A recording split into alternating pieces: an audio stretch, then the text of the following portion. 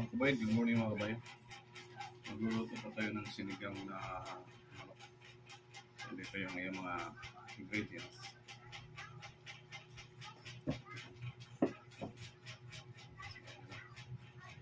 Sili.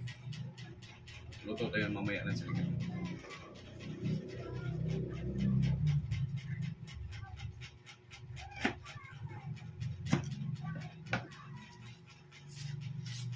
Siyempre, hugasan na ako. Diba?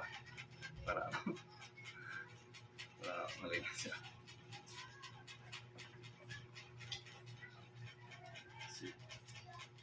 Sili mga kabayan.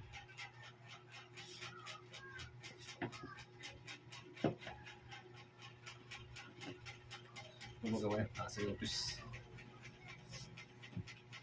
So, panoorin mo maya paano magluto sa YouTube. Stay with and still watching. So, kabayan, magluluto tayo ng manok. Prepare muna natin kabayan para mawala yung lansa. So, prepare muna natin manok. Ito na lang, bilang may ito.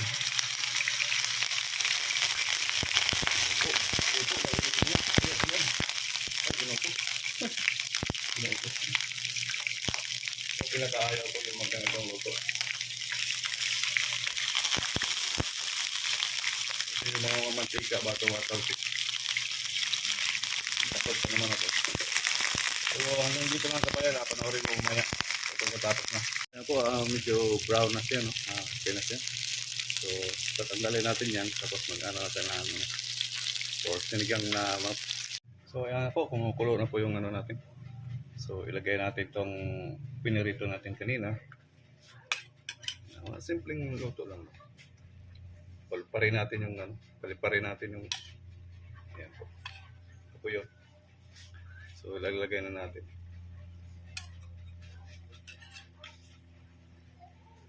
Tapos may pinakalas dyan. Ito yung ang tawag doon.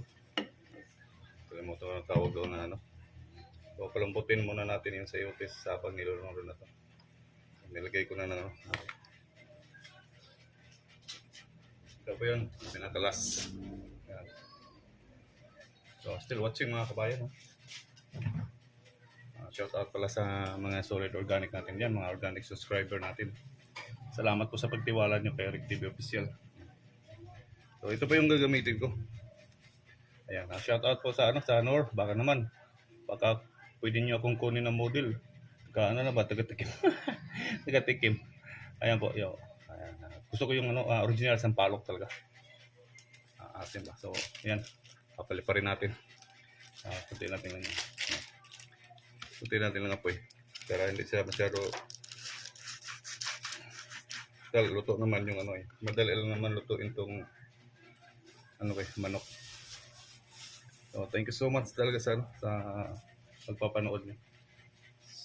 Titingnan natin mamaya kung anong kaganapan to. Still watching mga kabayan ha. Bye-bye. Ito na po yan. Ito na po yung finished product natin. Sarap kumain.